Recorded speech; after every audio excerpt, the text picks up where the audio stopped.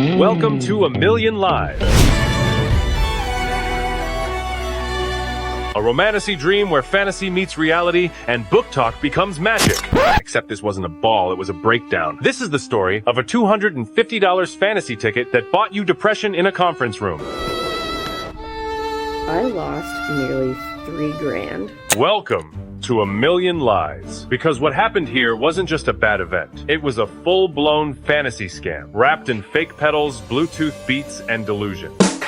What if I told you hundreds of authors flew across the country, wore gowns, and spent thousands, all for a fantasy convention so badly planned, it made Fire Festival look like the Met Gala? What actually happened? 30 people milling around a sad conference room with one Bluetooth speaker and trauma in their eyes. This wasn't just an awkward event, it was a financial catastrophe, planned by a self-proclaimed event organizer who ghosted, fumbled logistics, and dropped a TikTok apology with less effort than a Be Real. So let's break down how this romantasy dream became a dystopian novel. Imagine getting an invite to the romantasy event of the year, a whimsical, magical, cosplay-filled convention where your favorite indie authors and readers would gather in a sparkly explosion of fandom joy. Panels, a vendor hall, a content creation room, a ball.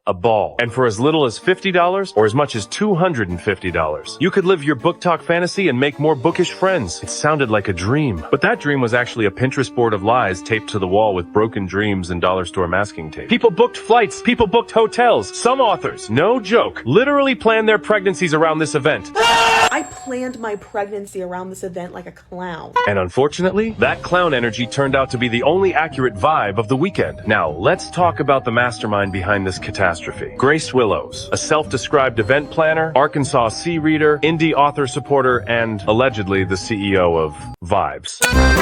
Grace hyped this event for a year and a half, and yet somehow, it looked like she whipped it up in 45 minutes and 3 emotional breakdowns. I'm taking that beer. This wasn't just a bad event. This was a medieval peasant market disguised as a Renaissance ball. There was no signage, no panel schedules, no actual planning, and it turns out, no crowd either. You know what's really wild? The organizers told authors they'd sold up to 600 tickets. 600. Spoiler alert. Only 30 people showed up, most of them other authors. So either those tickets were sold to ghosts, or someone's math skills need to be banished to the shadow realm. And when things started falling apart, Grace Willows went full scamper into the woods energy, deleting most of Archer Management's socials and releasing the weakest apology this side of an AI-generated customer service bot. This wasn't a convention. This was a low-budget fever dream wrapped in fairy lights and false promises. A million lives, more like a million sighs, and several thousand wasted dollars. And guess what? That's only the beginning, because next we need to talk about the ball, or rather, the fall.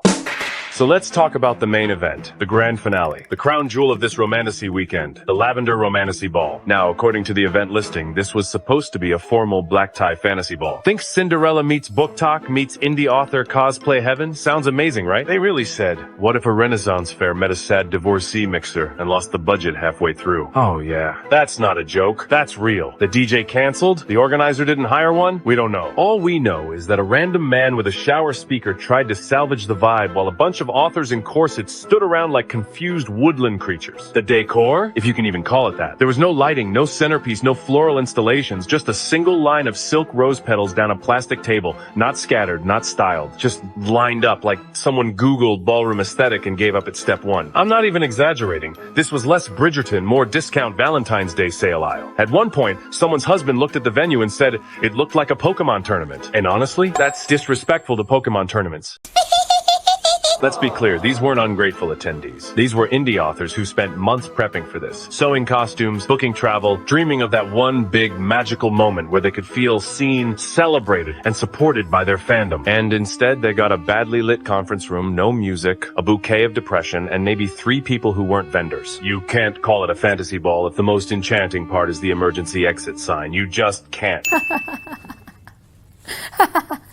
Okay. Honestly, I've seen better party setups in the break room at Office Depot. But wait, it gets worse. Because this wasn't just about a failed ball. It was about dozens of authors realizing in real time that they'd been sold a fantasy and handed a joke. And when the music dies and the rose petals wilt, all you're left with is an overdrafted bank account and a bag full of dreams you can't return. Let's talk about how much these authors actually lost. Because the real horror wasn't the ball, it was the bill. So, after the cosplay dreams were crushed and the dollar store petals had settled, what was left? Thousands of dollars. Gone. Months of preparation. Wasted. And authors who didn't just attend this mess, they invested in it. I lost nearly $3,000.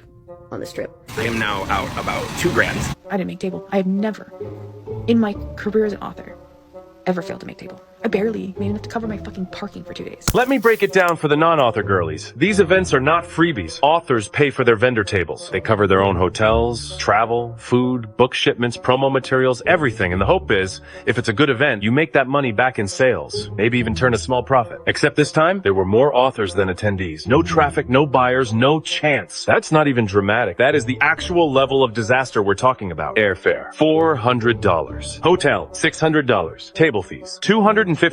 Books and shipping, $300. Ball gown for the saddest night of your life, $150. Emotional damage, incalculable. And it would almost be forgivable if this was just a bad event. But the thing is, they were lied to. Multiple authors say they were told 500, 600 tickets had been sold, that this was going to be a packed, high-energy weekend. But only 30 people showed up. That's not a convention. That's a brunch. That's a weird group hang. That's a therapy circle with merch tables. Even worse, one author says she was promised a comped hotel room, then just days before the event was told to cover it herself at a different hotel.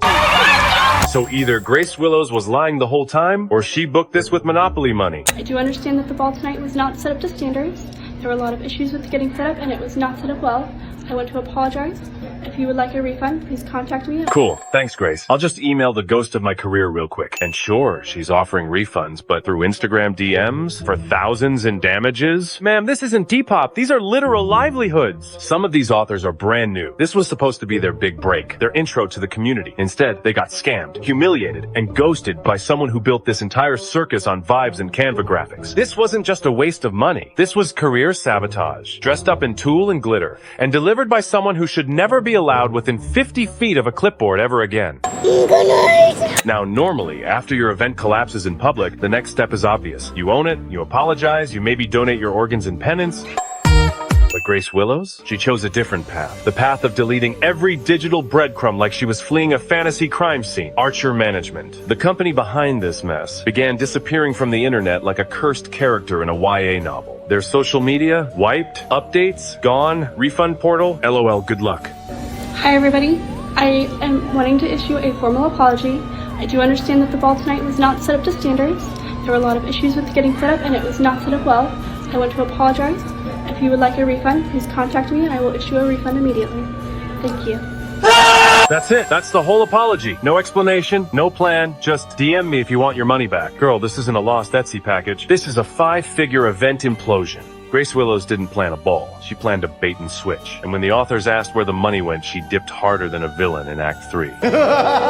If you're wondering how we keep letting these clown shows happen, it's because people like Grace Willows are good at selling vibes and bad at planning events. Like, catastrophically bad. So if you want to help the authors who got scammed out of thousands, I've linked as many as I could in the description. Show them some love, buy a book, leave a review. Anything but sign up for their next ball. Please subscribe. I'm poor and emotionally compromised. It's funny because it's true.